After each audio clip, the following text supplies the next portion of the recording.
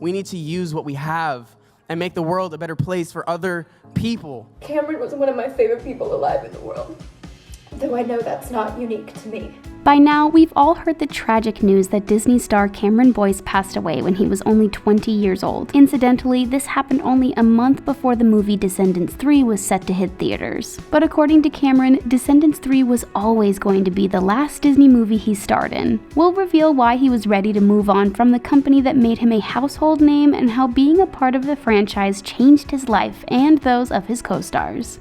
When we heard the terrible news of Cameron's passing, many of us felt as though we had lost a part of our childhood. Disney may be a corporation, but it's also an institution, which has produced many of the movies and television shows we were captivated by both as kids and adults, if we're being honest. Cameron may have been known for his high spirits and positive attitude, but he also truly understood the gravity of what it meant to be a Disney star. Like so many of us, he grew up watching his favorite shows on the Disney Channel and dreaming of someday becoming a part of the magic. Cameron liked to joke that he was born dancing, and this was something he pursued with vigor throughout his life. He believed his enthusiasm for acting and expressing himself via movement translated well to acting and the Disney style specifically. He got his start with Disney in 2011 when he made a guest appearance on the Disney Channel series Good Luck Charlie. Then he became a featured dancer on Shake It Up before landing his breakout role in 2011. That year he was cast as one of the lead roles in the show Jessie, playing the character Luke Ross. Landing a role on a Disney Channel show is no easy feat, but it's all the more impressive when you realize Cameron didn't quite fit the profile of what producers were looking for. Originally, the character was going to be Hero, a boy who was adopted from Korea. But during the casting process, Cameron managed to turn heads, and the role was recreated with him in mind. That's right, not only did Cameron do an amazing job of portraying Luke, but he was the reason we had a Luke in the first place. There are a lot of benefits to working for Disney, but for Cameron, the biggest plus was getting to interact with his co-stars. These were more than just people he shared the screen with. They became like family to him. He would even joke about how he was supposedly dating every female star he ever worked with, including Dove Cameron, Sophia Carson, Brenna D'Amico, and Sophie Reynolds. We know it's customary in Hollywood to assume two people are dating whenever they appear on screen at the same time, or express affection for each other on social media. Whether or not any of the many rumors of behind-the-scenes romances are true, what we do know for sure is that Cameron had many close friends who are now grieving his loss. In the immediate aftermath, many of his former co-stars posted touching tributes on social media. These included Sky Jackson, Charles Esten, Adam Sandler, and Descendants director Kenny Ortega. But many fans wondered why Dove Cameron remained silent. In this day and age, many people are used to immediately taking to social media in order to express their every thought and air every single grievance. But sometimes it's okay to take a step back and keep things private, especially if it helps your mental health. Dove was absolutely shocked and devastated to hear the news about her close friend and Descendants co-star Cameron Boyce. When she finally emerged on Instagram, she revealed that she was initially unsure if she was willing to share her grief on social media. Dove made the smart choice of going to therapy in order to help her process her feelings and figure out her course of action. As a result, she decided to create a heartfelt tribute for Cameron, noting that the two of them met when he was only 14 years old. Cameron was magic. An earth angel. If you've been keeping up to date with Cameron, then you know helping people was something he was extremely passionate about. His mother, Libby Boyce, has a long history of charity work, and Cameron was definitely following in her footsteps. In one of his final interviews, he noted that he came from a long line of difference makers and learned that helping others is often the best way to help yourself. In fact, Cameron called giving back the greatest way to fulfill yourself. But even if you don't have the family legacy Cameron does, that doesn't mean you can't help out. Cameron claimed many people have the capacity to do good, they are just unsure of how to set the wheels in motion.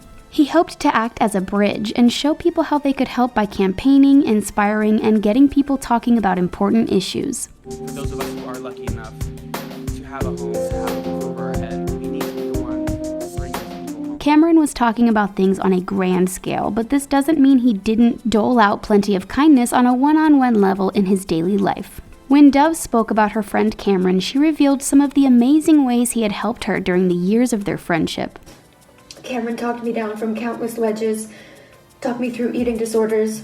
Working in an image-conscious industry like show business can take its toll on your self-esteem, and Dove ended up suffering from anorexia. But Cameron was able to make her feel good enough just as she was, and she credits him with helping her during that difficult time of her life. Dove also talked about a time when she was in a dark relationship that Cameron helped her get out of. Many fans wonder if this was a reference to her former fiancé, Ryan McCartan. The two of them seemed to be happy together when they abruptly split in 2016. Although both parties were quiet about what really happened, Dove replied to a comment about Ryan on social media claiming he was terrible to her during their relationship. She also said Cameron helped talk her down from countless ledges and endless breakdowns. But their friendship did have plenty of levity, like when Cameron would help Dove learn her dance moves for the Descendants movies. He was always there to make her laugh even when she was having a rough day on set. Dove claimed the most special thing about Cameron was that even when the cameras weren't rolling and nobody was watching, he was still a truly good and kind person. She added that many of their days working together on the Descendants franchise were filled with laughter, even when they were supposed to be serious. It's clear there was something truly special about working for Disney that impacted Cameron in a major way. But if that's the case, why was he so eager to leave? Although he sadly didn't live long enough to see it in theaters, Descendants 3 was always going to be his last Disney movie, at least as far as Cameron was concerned. While Disney was an important part of his life, Cameron looked at it as a part of an overall journey. He claimed most Disney kids stick it out for 3 or 4 years before moving on, but he was involved for about 7 years. That's dedication right there. Although Disney was a major influence on him growing up, both as a fan and as an employee, Cameron wasn't nervous about moving on. In fact, he was excited about what the future would hold and said he visualized it every day. Plus, he knew he would be able to take the most important part of his Disney career with him when he left. According to Cameron, it wasn't the paychecks or the legions of adoring fans, although we're sure he appreciated those as well. It was the friendships he made during his time working for Disney that he truly treasured the most. He knew leaving Disney didn't mean leaving his close friends like Dove Cameron and Sophia Carson. But being excited about moving forward doesn't mean Cameron wasn't nostalgic for the Descendants. He recalled finding out that Kenny Ortega, who hired him, also worked with stars like Michael Jackson, James Brown, Aretha Franklin, and Madonna. So to think that Kenny also had faith in his abilities was even a little bit overwhelming. He also fondly recalled having lunch with Karan Barar in his dressing room while the pair talked excitedly about their futures. Disney gave Cameron great memories and also tons of inspiration moving forward. He admitted to being inspired by fellow actor Ryan Gosling, who he felt had an enviable career trajectory. He started out as a kid on the Mickey Mouse Clubhouse and went on to become one of the most sought-after leading men in Hollywood.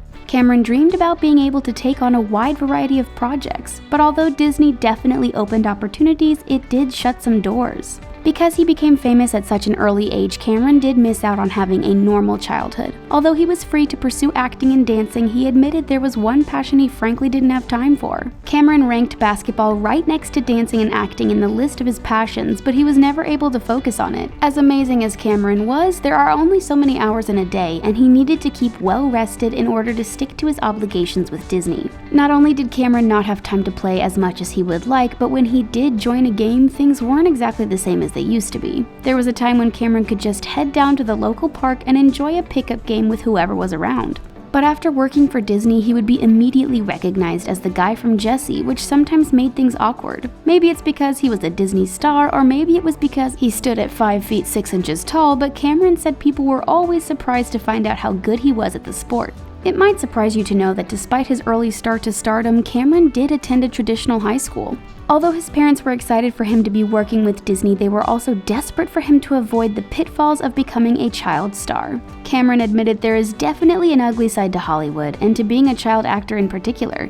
Being on the lookout for negative patterns and situations definitely caused him to become jaded, but he managed to avoid getting into bad situations. While Cameron was a friendly, caring person, he also believed in keeping himself guarded. He said people assumed because he was famous he must have tons of friends, but that's just not the case. He refused to get close to people if he couldn't determine their intentions towards him. That may sound harsh, but it was Cameron's way of protecting himself in a potentially dangerous industry. And we think it's clear that the friends he did have were incredibly close to him. Cameron claimed he considered his friends to be as important as his biological family, and around them he was an open book. When he first hit it big, Cameron found himself overwhelmed by all the attention and admits he struggled to deal with it. For about a year, Cameron all but refused to leave the house unless he had to. He admitted it wasn't the best way of dealing with things, but he wasn't sure how else to cope with the sudden fame. Eventually, the goodness in Cameron that his friend Dove misses so dearly won out. He realized he should be out there trying to help heal the world instead of hiding from it. Instead of spending time planning and trying to figure out what to do, Cameron was determined to get out there and do it. Although Cameron only got to live for 20 years, we know he made the most out of it.